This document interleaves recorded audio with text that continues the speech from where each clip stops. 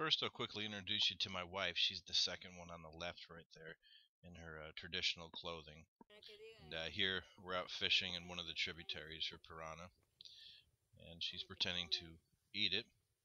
And here she's playing volleyball with some of the local children in a village where we first met called Chino Village. Now here we have a wonderful lady with a watermelon on her head. And this is actually in the town of Nauta, which I mentioned is the birthplace of the Amazon River. It's the oldest jungle city in the Amazon, and where the two rivers converge off the Andes Mountains to create the Amazon River, converge right there. Now this is at the port. Now, typically what you're seeing here are the typical boats that people travel in.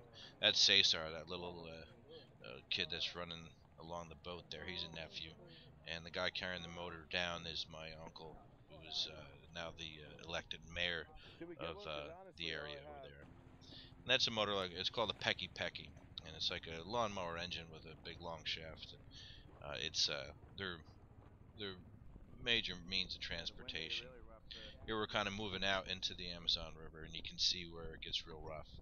Uh, this is really one of the places where I've seen where you just 200-foot logs are just flying down the river. It's actually a very, very dangerous place to travel.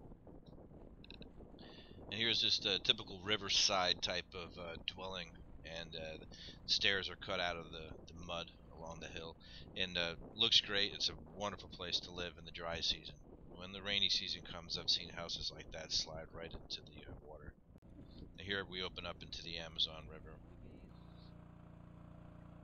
After taking that for a while, then we take off onto one of the tributaries right over here, which bring into a smaller river, which is the Rio Yarapa, and that's one of the first tributaries actually of the Amazon.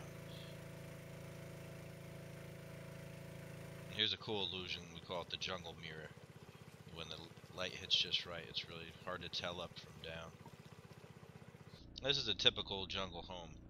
Those leaves can last up to 20 years for a roof, the way how tightly they weave them. And here are the giant water lilies, these Victoria lilies. They get 6 foot wide, and they can hold the weight of a 60-pound child. And in season, they have these beautiful flowers that actually trap insects to pollinate it. It's really interesting. Now here's the entrance to my property. This is my preserve here. I really do my best, or say do my least, to just keep it right now wild and the way it is. This is my uncle's lean-to. He's kind of the caretaker there. He sleeps in that little lean-to while he's building this house right there. That's a little skeleton of a traditional house. And this is my wife's grandparents, which also live on the property as well. And that's basically our front yard. The water level is really high there, but that's the highest it ever gets. But where that one grass line ends to the right is where the river begins, typically. Here's a little walk into the backyard.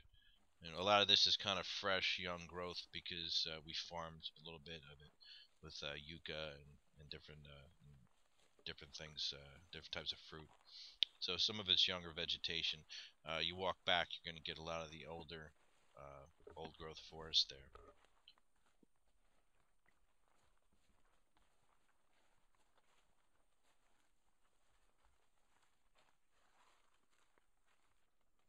Yeah, this is the trail.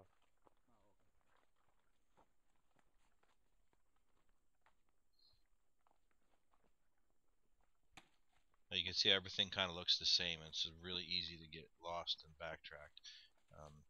You really have to pay attention to the sun when you're traveling through here. Now if you look in a second here, I'll zoom in on a real spiny palm tree. There's hundreds of species of palm tree in this area. This one in particular, though, has a termite nest on it. And this is a termite nest that if you put your hand on it, the termites come out and they attack your hand. But they're so small in that little mud-looking nest there, they can't bite you. And then you crush them up in your hands, and it makes mosquito repellent. You'll see later in the video I'll do it.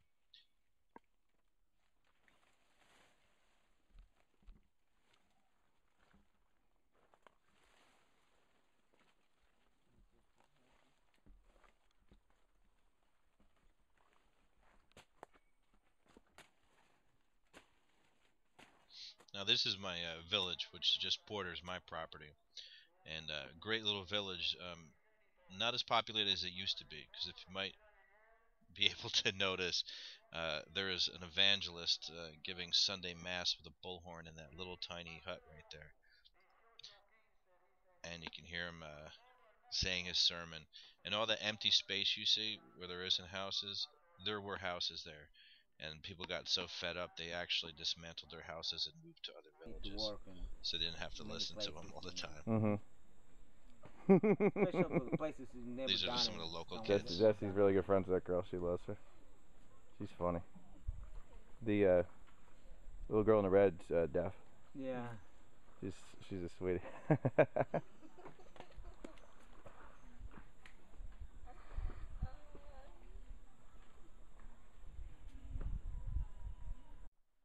And here's the marmoset, I call her. I just can't understand how she can scale those trees without any branches.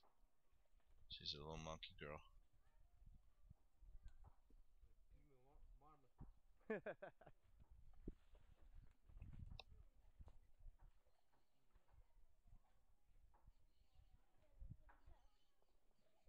And right here is my right-hand man, Hoseas, with a termite nest on his head. Now, right here, while we're walking through my property, he's telling a story about someone who tried to get rid of a leafcutter ant colony that was by his house by pouring gas in it and lighting it. But the guy didn't know that the actual colony went below his house, so he ended up blowing his own house up. This person, they didn't come. They was outside his house, like it's his back. Yeah, but the hole came all the way. It was underneath. Underneath the house? Underneath the house. No. So the gas The underneath gas his house. and then like fire on like in the middle of the house.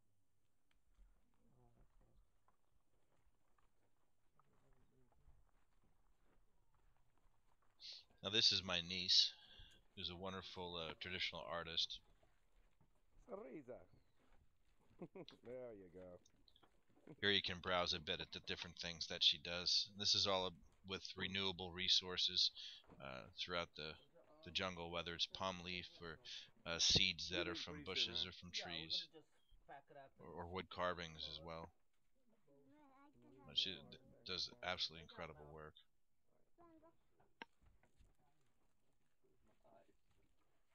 Taking the fire water with you? No, that's for tomorrow. You gotta take it with us though, right? Huh? You gotta bottle it and bring it home. Oh. No. So I think we have some empty bottles, so we could just fill it up in that. And I feel like a spring chicken this morning. Oh yeah. I had nothing. Hear that, Jessica? I was a good boy. Ask your family. And this is my wife's uncle, who's a shaman, and that baby there I helped deliver in the middle of the night by the light of a single candle. And that's her right there now, breaking open some candy. Just the light of a little oil lamp in a little house, a little hut. I helped deliver and named her Milagros. She's my goddaughter now. And that's kind of the family, the cousins and stuff. And that's where they live. They're on the other side of the river of my property, and that's their home. These are some of the animals that you come across here. This one here is a beastly electric eel. Believe it or not the biggest. They do get bigger than this, and they can give, I think, 600 to 800 volts of electricity that they say can kill a man.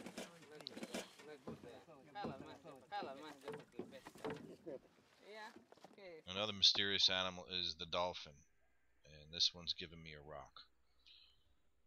I think you just bought the rock. Huge amount of lore behind these animals. Charlie Lake in the Peruvian Amazon. That's a peacock bass.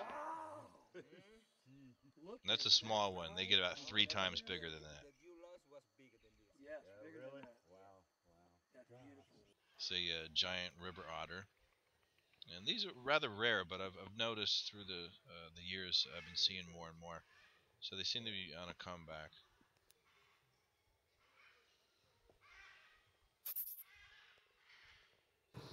Now here's a bunch of, these are actually black vultures, and they're all congregated there actually because there was a dead electric eel that they were all chewing on.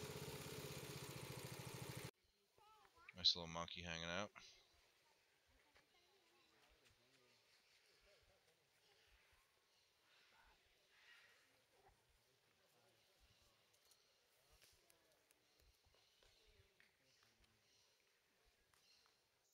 This is a praying mantis chewing the head off of a moth. And a beautiful jaguar. Unfortunately, these get jacked a lot of times too because of their skins. They also come in black there as well. And that's a click beetle. And those false eyes there literally glow in the dark, like a lightning bug would. That is a laughing tree frog.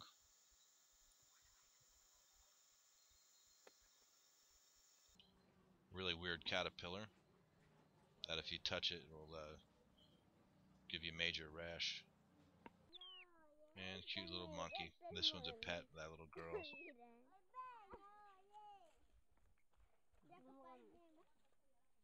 Here's a beautiful baby manatee we came across that was abandoned by the parents, and we brought to a sanctuary to get bottle fed.